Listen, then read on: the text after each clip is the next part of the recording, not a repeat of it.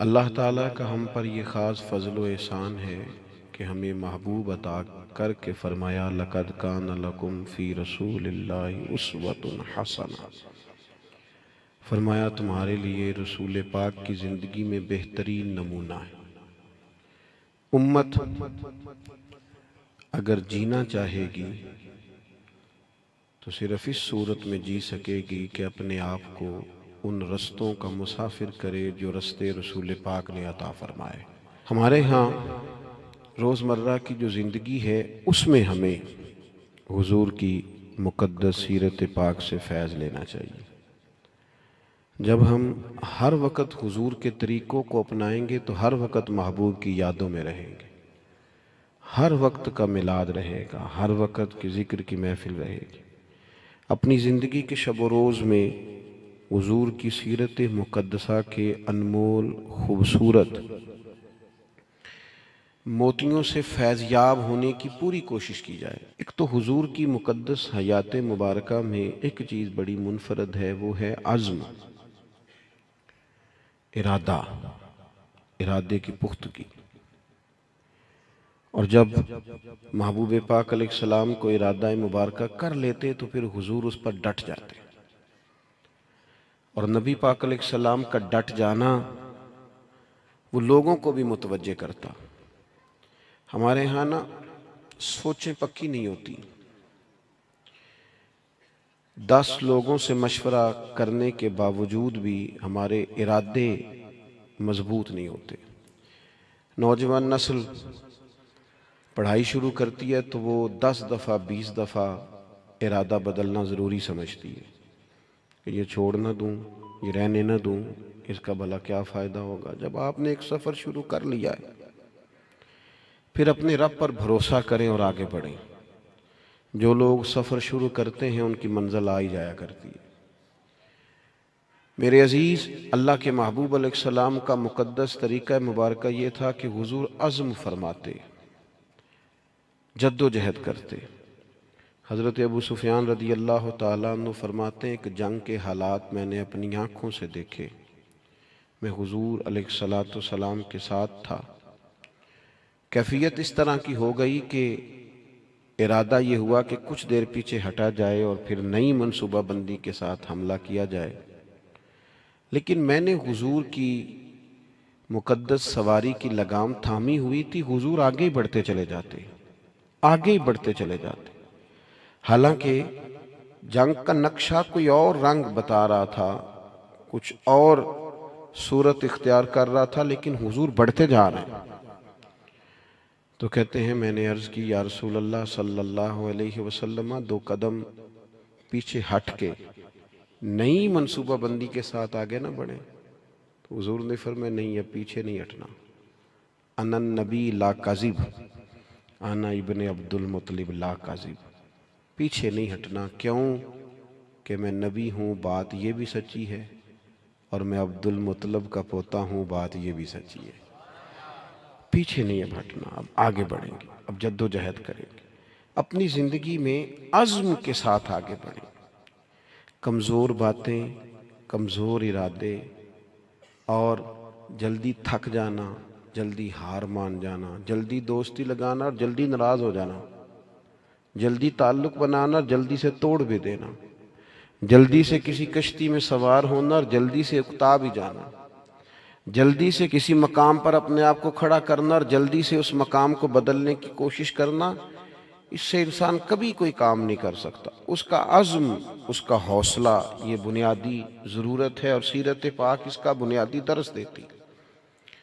دوسری بات یہ ہے کہ یاد رکھیے گا، زندگی میں ایسا نہیں ہوتا کہ انسان کو سارا رستہ چھاؤں والا ہی ملے۔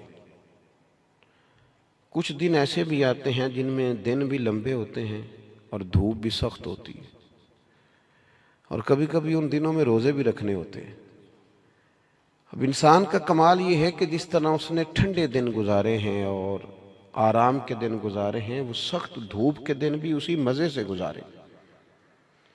وہ بار بار اگر شکوہ کرے گا، بار بار اگر تکلیف اپنی بتائے گا، بار بار اپنے زخم دکھائے گا تو کمزور پڑے گا۔ جب آپ چلتے ہیں، بڑا آسان سفر ہو نا، بڑا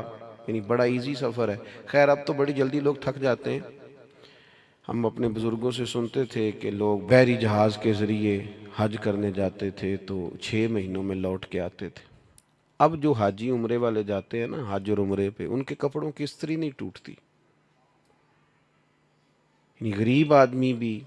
جو حیثیت نہ بھی رکھتا ہو، وہ بھی ایئرپورٹ پہ جب جاتا ہے نا، عام دنوں میں تو بس پہ بھی لاہور چلا جائے گا، ایئرپورٹ پہ جاتے ہوئے گاڑی میں جاتا ہے،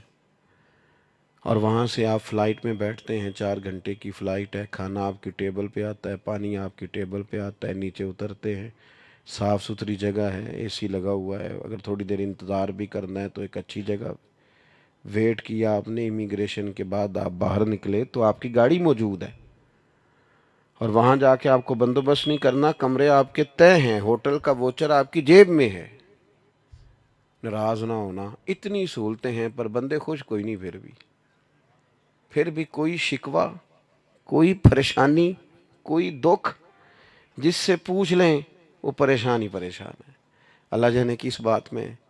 کیا ایسی خاص منظر سامنے آ گیا ہے۔ او خدا کے بندوں، ان لوگوں سے پوچھو جو بحری جہاز کا سفر کرتے، 8 دن جانے میں لگتے، 8 دن آنے میں لگتے، 6 مہینے کا سفر ہوتا، کیسی صحبتوں سے لوگ وہاں پہنچتے، پھر جا کے بعض لوگ اپنا کھاتے، اپنا پکاتے،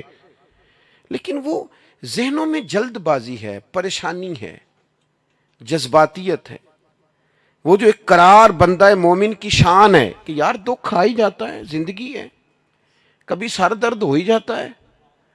کبھی جہاں سے روز پیار ملتا ہے کبھی جھڑکیاں میلی جاتی ہیں،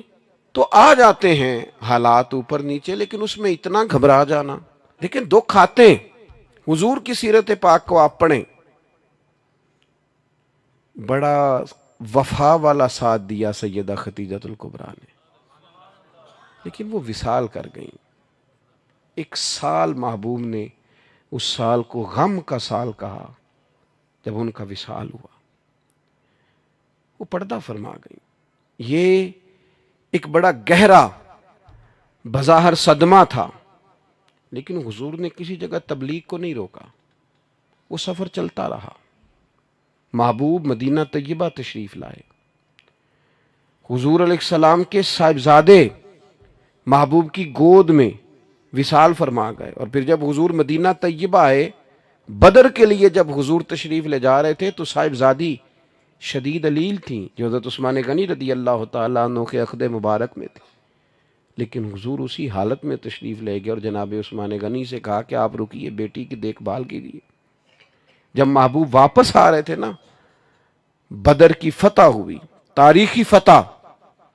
لیکن اس فتح کے ساتھ ایک گہرا غم بھی شامل تھا، اس لیے کہ کریم واپس آئے تو حضرت عثمان غنی حضور کی صاحبزادی کو تدفین کر کے مزار میں اتار کر واپس آ رہے۔ یہ ایک گہرا صدمہ محبوب پاک کو بظاہر پھر دیکھنے کو ملا، لیکن سفر جاری ہے،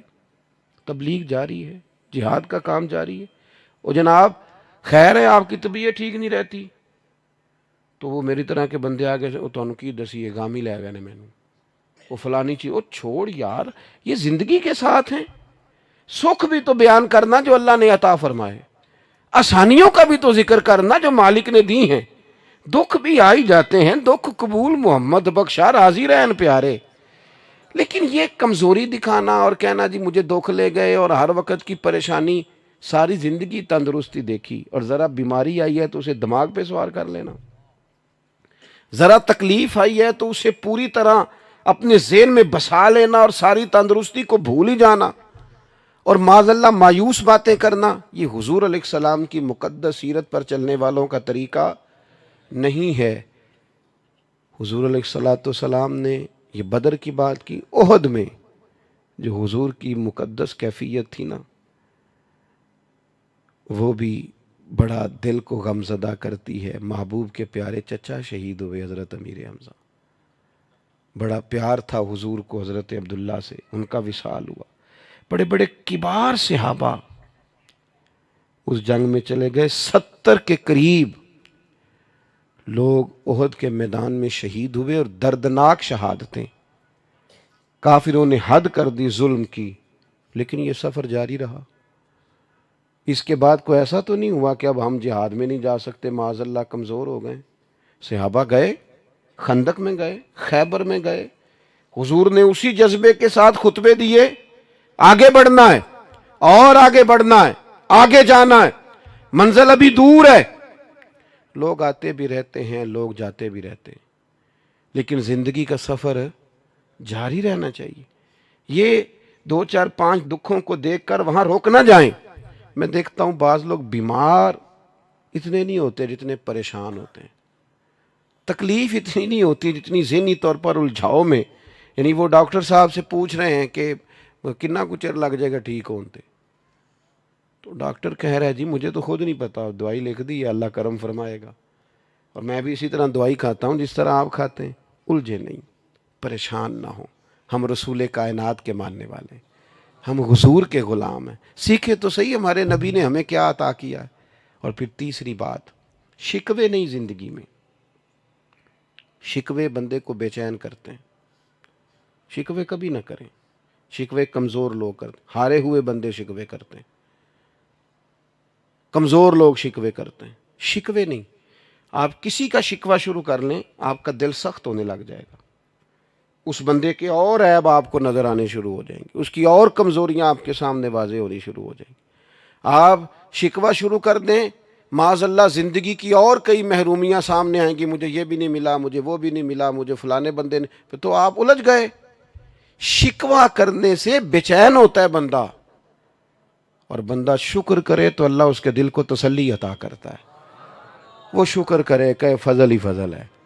کرم ہی کرم ہے، عطا ہی عطا ہے، رحمت ہی رحمت ہے، خدا جانے بلندی ہے کہ پستی پر جہاں میں ہوں وہاں کوئی نہیں۔ وہ اللہ کریم کی بارگاہ میں اس کے مزاج میں تشکر ہی تشکر،